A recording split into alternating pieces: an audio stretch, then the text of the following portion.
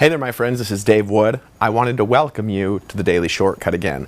Today what we're going to do is we're going to talk about the most important source of motivation that you've got, which is actually not a strategy. It's not some sort of fancy NLP technique. It's actually something quite simple, but it's something that's simple that people overlook. And that is, what is your why? So today we're going to decode that question. We're going to decode the question, what is your why? Why are you doing what you're doing? Now for me, it actually took me a long time to really even tap into a strong why. I got involved in the home business industry back in 2002. I've told that story lots of times.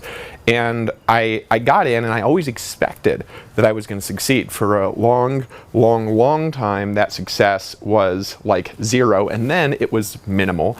And then in 2009, I had a breakthrough and it was moderate. I got up to making $30,000 or $40,000 a month. Then in 2011, in 2012, between those 2 years, I did about $100 million in sales. In 2 years, I did more in 2 years than I would have done in like 100 lifetimes with my previous success. And the majority of the reason why I was able to do that was actually because I was so in touch with what I'm here to achieve and what I'm here to give you and how I'm here to serve the planet.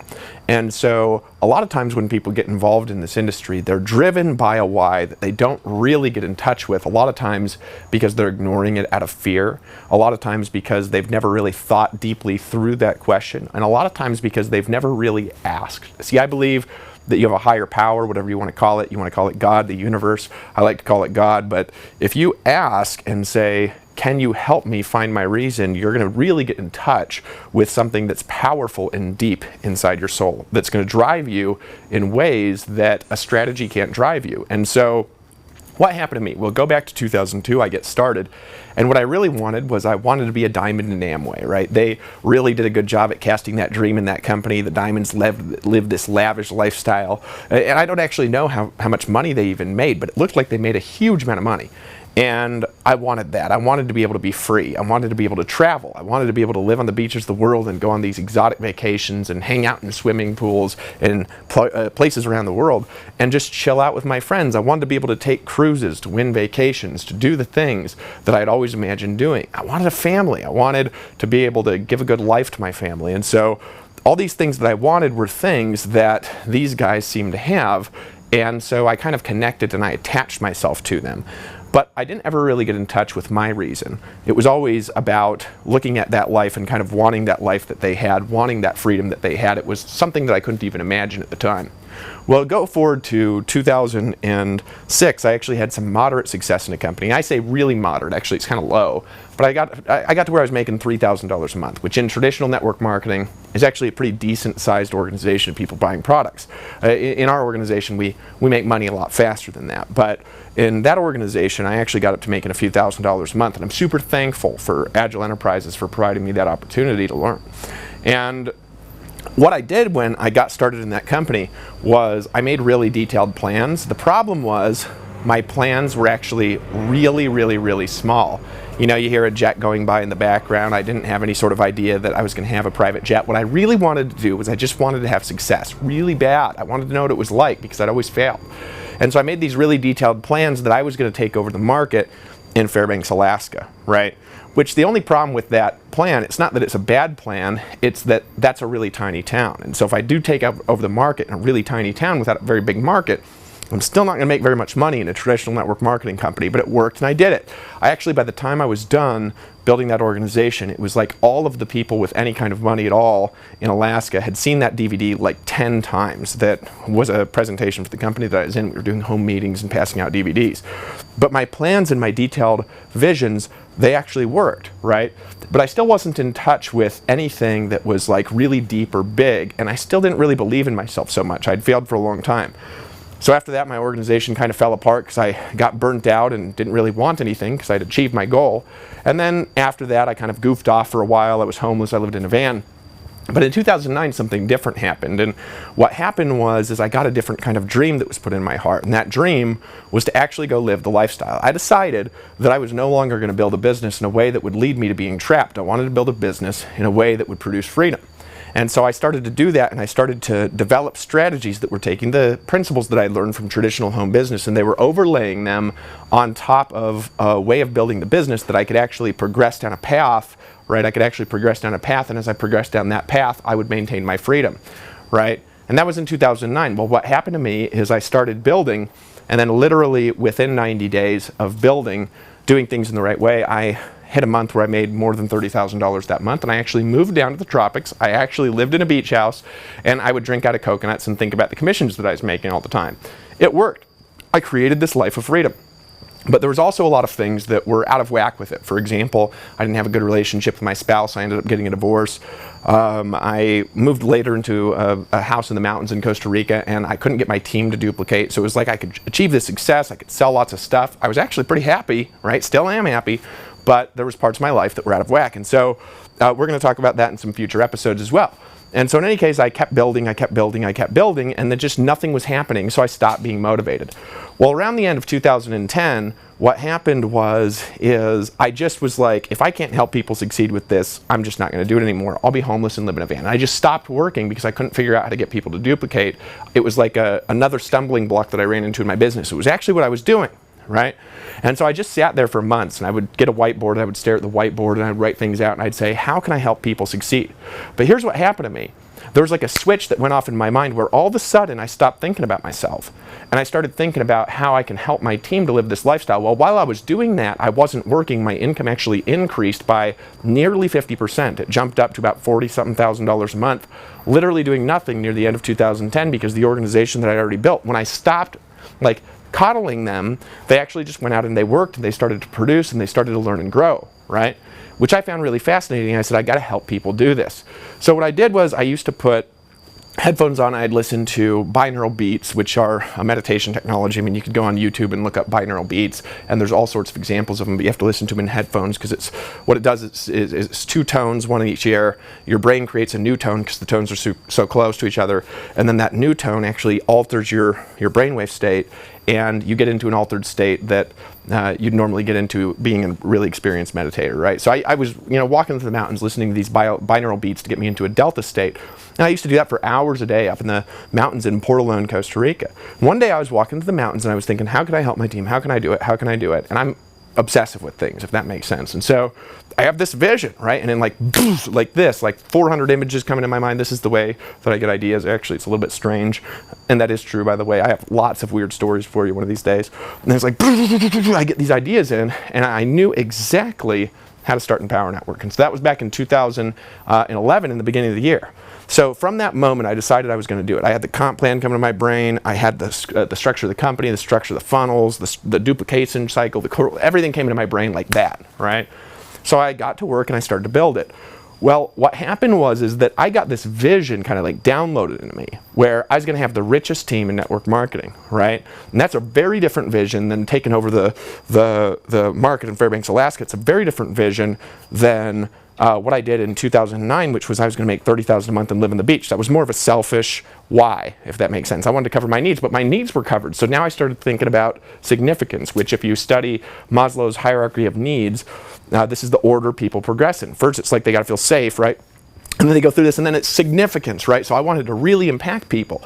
So what happened is I went out with a vision to do that, and then things came into place around October of 2011. We launched the company. First month we did $1.5 million, and then since then we've brought in over 400,000 customers. But it grew out of control because the vision was way bigger than me, right? The vision was way bigger than me.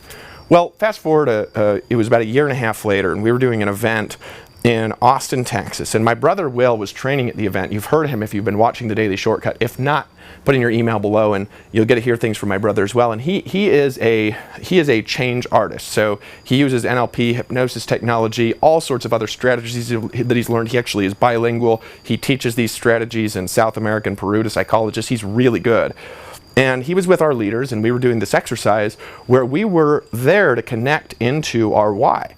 Now, here's the thing about me, if you don't know me. I've always had a lot of really strange things that happen around me. I get around people, people start changing. And they start changing not because of something that I'm doing. It's like there's some sort of spiritual thing that's going on. I actually think that God does it. I don't think that I'm like a have superpowers or that I'm special or different than others, but I think everybody's gifted, right? I think that you're gifted. I think that you're probably uniquely gifted.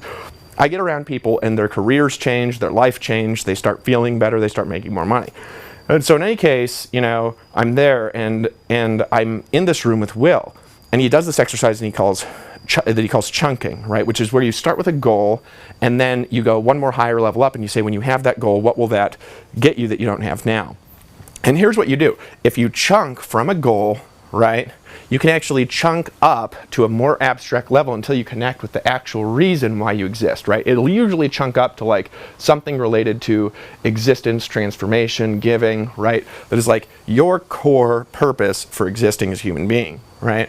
So I'm sitting there and, you know, he says, what do you want? And I said, bam, I want this, this, this, this. It was all goals, right? These big things. I was like, I want this, and this is what I'm going to achieve. And he said, why is that? And I was like, I don't know, right? And then I started to think about it, and then I hit a blank spot in my mind. Well, something really interesting happened, and what happened was I connected into what I'm really here for. I connected into really what my purpose is on the planet, which is transformation, right? I am here to transform people, which is actually what I operate in. I operate in a sort of transformational modality when I work with people. So when I took my goal and I said, what will that get me that I don't have now?